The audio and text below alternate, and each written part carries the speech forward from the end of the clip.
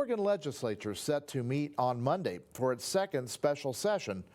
Lawmakers are faced with fixing a $1.2 billion revenue deficit.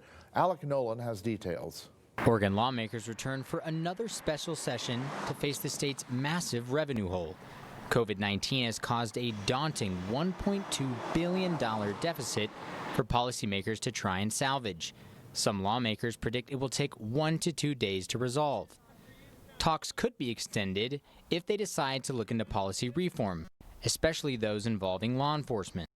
I spoke with Senator Tim Knopp on whether policy bills can interrupt balancing the budget. I do have concerns about policy bills interrupting the main focus of this session. And so if there were to be policy bills that come forward, in my mind, they need to be emergencies that can't wait until the January regular session.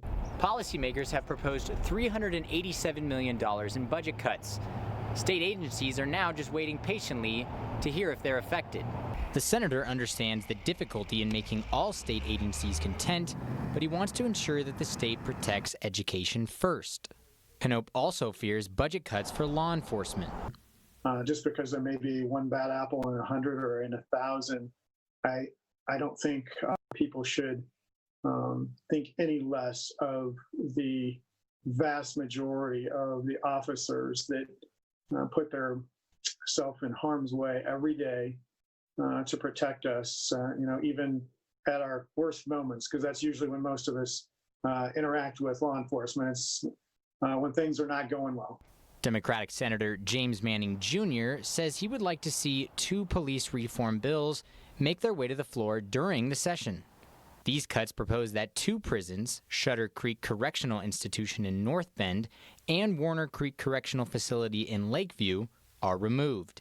COVID-19 safety is also an area of concern. At least 200 people from across the state will be gathering, despite it remaining closed to the public. Policymakers want a balanced budget, but no one is quite sure when other issues might surface and delay the session. In Bend, Alec Nolan, News Channel 21. The